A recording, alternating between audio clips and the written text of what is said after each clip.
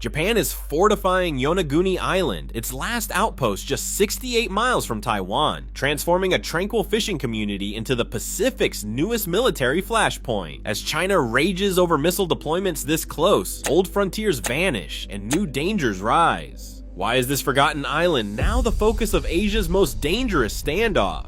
The answer begins here. At the far edge of Japan's territory, Yonaguni Island sits alone in the East China Sea, closer to Taiwan than to any major Japanese city. The island's coordinates, 24.45 degrees north, 123 degrees east, place it just 110 kilometers, or 68 miles from Taiwan's eastern coastline. On a clear day, the mountains of Taiwan are visible from Yonaguni's western cliffs, a reminder of how little separates these two lands.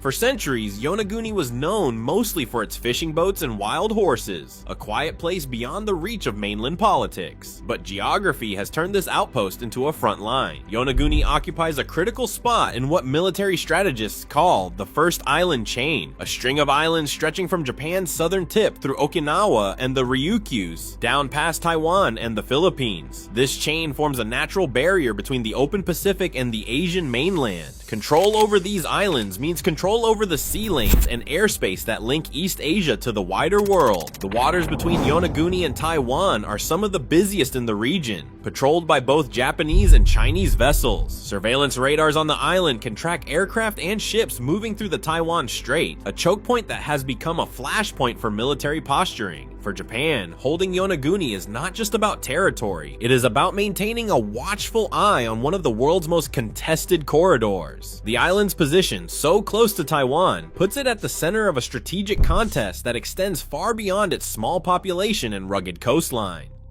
Life on Yonaguni has always moved to the rhythm of the sea. With just under 1,700 residents, the island's heartbeat is set by the tides, the weather, and the daily catch. Most families here trace their roots back generations, their stories woven through decades of fishing, diving, and tending small plots of land. Tuna, marlin, and snapper fill the holds of modest boats that set out before sunrise. The docks come alive in the afternoons as fishermen return with their haul and neighbors gather to share news or haggle over the freshest catch. Children walk to school along narrow roads lined with stone walls, passing wild horses that roam the hills. Small shops sell dried fish, seaweed, and hand-woven textiles, many run by the same families for decades. The island's festivals, anchored by the lunar calendar, bring everyone together for dances, prayers, and communal meals. There is a quiet pride in Yonaguni's isolation. The nearest Japanese city is over an hour away by plane, and for years, many here felt closer to Taiwan than to Tokyo. Tourism offers a modest supplement to the local economy, with divers drawn to the mysterious underwater stone formations just offshore. But for most, the ocean remains the main source of income and identity. The sense of community is strong, shaped by hardship and self-reliance. Until recently, the biggest concerns were typhoons and the slow decline in fish stocks. Now, new forces are arriving that few on Yonaguni ever expected.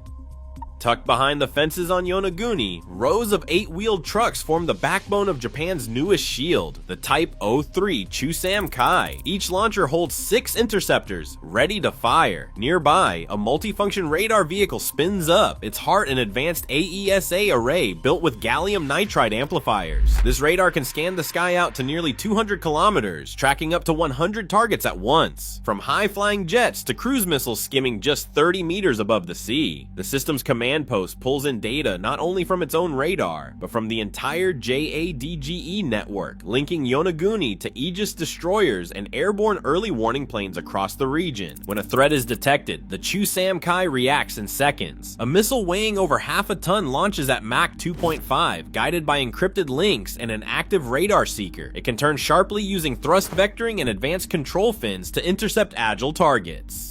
The engagement envelope stretches up to 100 kilometers for the improved variant, enough to cover much of the sea lane between Yonaguni and Taiwan. In a real-world scenario, the battery could engage 12 incoming threats at the same time while still tracking dozens more. Reloading takes just 15 minutes per launcher, with backup missiles waiting on transloader vehicles. This is not an offensive weapon. The Chu-SAM Kai is designed to stop incoming aircraft, drones, or cruise missiles before they can threaten the island or the sea routes beyond. land. Its mobility means it can reposition quickly, complicating any enemy's targeting plans. Hardened against jamming and built to survive in contested airspace, the system turns Yonaguni from a distant outpost into a node in Japan's layered defense. For the first time, a fishing community finds itself under the protection of some of the most advanced air defense hardware in East Asia.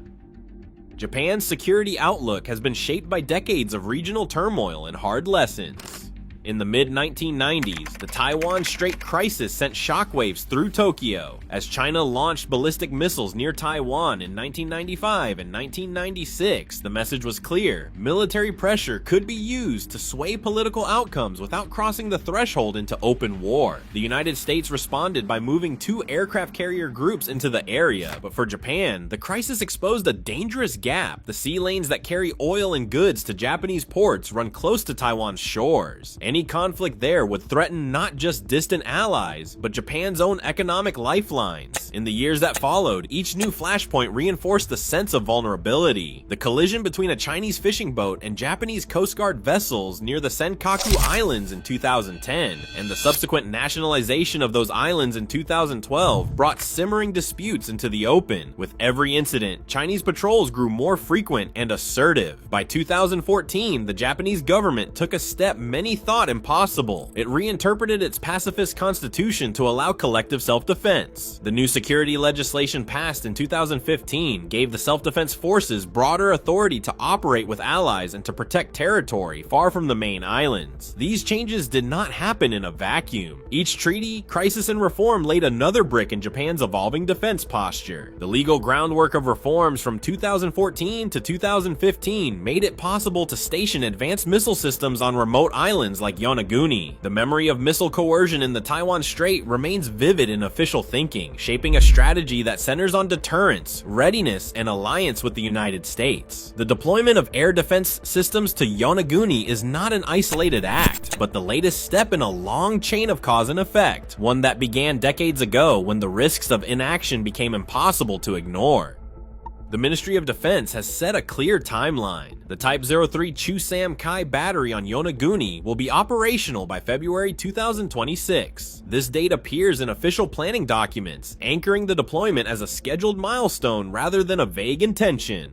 The unit assigned is the Air Defense Regiment of the Japan Ground Self-Defense Forces 15th Brigade, already present on the island for surveillance and airspace control. According to the Defense Ministry, the new system is intended to reinforce Japan's ability to respond to evolving threats in the southwest, especially as Chinese military activity intensifies near the first island chain. The government's public statements frame the move as a direct answer to the increasingly severe security environment, with the explicit goal of lowering the risk of armed attack on Japanese territory. For Tokyo, the February 2026 deployment is not just a technical upgrade, it is a deliberate signal of resolve built into the calendar and the defense budget.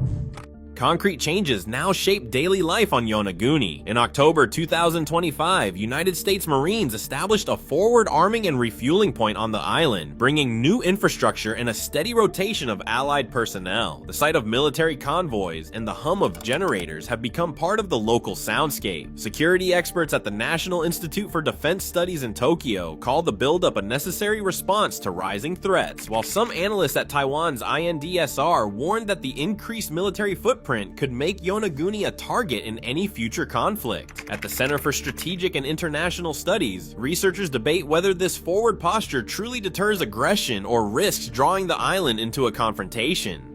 For residents, opinions are divided. Some welcome the jobs and economic boost, but others worry about losing the quiet rhythms that defined Yonaguni for generations. The island's transformation is no longer theoretical, it is unfolding in real time, with consequences felt on every street and shoreline. Japan's missile shield now stands within sight of Taiwan, and Beijing's protest signals rising stakes for all of East Asia. As regional rivalries sharpen, every new deployment shifts the balance. In this tense calculus, one misstep could redraw the map. What lines are left uncrossed?